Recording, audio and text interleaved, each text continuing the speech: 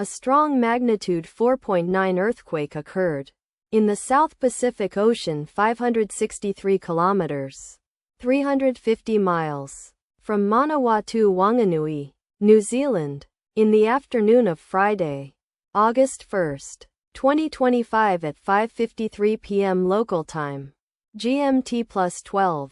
The quake had a great depth of 600 kilometers 373 miles, and was not felt, or at least not reported so.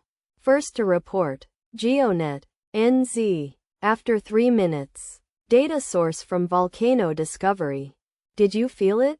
Let us pray. May the earthquake that occurred not affect our brothers and sisters there. May the earthquake not happen again.